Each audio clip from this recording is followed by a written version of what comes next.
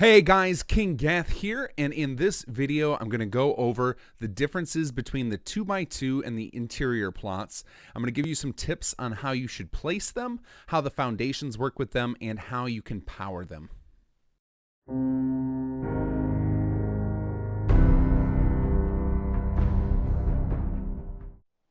Now you'll see in front of me I've laid down a set of vanilla floor pieces, and this is because I want to talk about what the 2x2 in plot names actually is talking about. So we consider one of these basic floor pieces to be a 1x1 square. So a 2x2 just means to lay out a grid of 2 rows of 2 of these. So 4 of these in a square makes the space for a 2x2 plot. Now we have included in the base mod a wood and concrete foundation that includes the exact size of 4 of these already to speed up placement.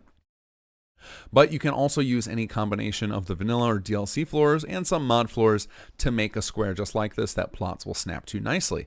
Now you'll notice that when you place a plot on there, there's a gap toward the front. Now that gap is very important. That's designed to show you where you should be leaving open for your settlers to be able to navigate into the building. So in general, on these 2x2 plots or the 1x1 plots, you're going to want to leave all the space on the arrow and on either side of it open with some sort of stairs or something leading to it so that your settlers can cleanly path into the buildings they build. The other sides are generally going to be blocked off by walls or fences or some other obstruction, whereas you can always guarantee the front will have a nice opening for the settlers to walk into.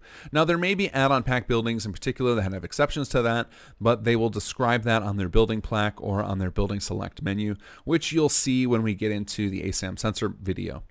So generally, when you build these 2x2s onto a 2x2 space of floors, you'll know you've got a good entryway for your settlers to enter. Now with interior plots, things get a little more interesting. So you'll notice that they are designed with a large gap on one side, and they don't fully cover 2x2 space. Instead, these are designed to cover half of the space of a vanilla 2x2 plot. So you can see that if you place 2 of them against each other, that they fill in the exact amount of space as a 2x2 plot. Now it gets a little more difficult because they don't include any walls, and depending on the type of building you build them inside of, it might be that you need your settlers to enter from the left or from the right or from the wide side, and that definitely complicates things, and that's where selecting the building plan can be exceptionally useful with interior plots. But just know that they're designed generally, especially in the base mod, to be placed in the same type of style as a 2x2 plot, except that they would be side to side with the gap toward one of their sides, so either toward the fuse box side or the opposite side. But there are other ways you can use them. And then when you get into interior buildings, for example in Sanctuary, there's some rooms that are narrow enough where you could fit one of these in but not 2, and they can be used for that as well. You just might have to get involved with the building plan, which we'll talk more about again in a future video.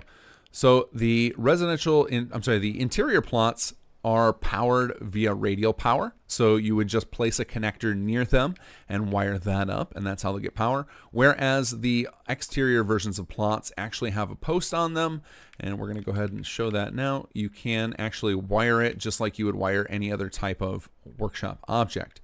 Now, all plot types don't actually need power at the opening level. Now, the exception to that is advanced industrial, which will be covered in a future video. But for the most part, you can leave plots without power at first. And this is going to be exceptionally useful if you're playing with mods that introduce a lot of scarcity, such as Horizon, or if you're just playing a new character and you just don't have the resources to be building generators yet to cover all these.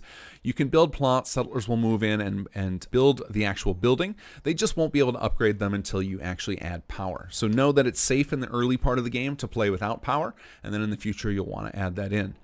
Alright guys, thanks for watching. Keep an eye out on the channel for updates. I'm going to continuously release new little tips and tutorials on how you can better play with sim settlements.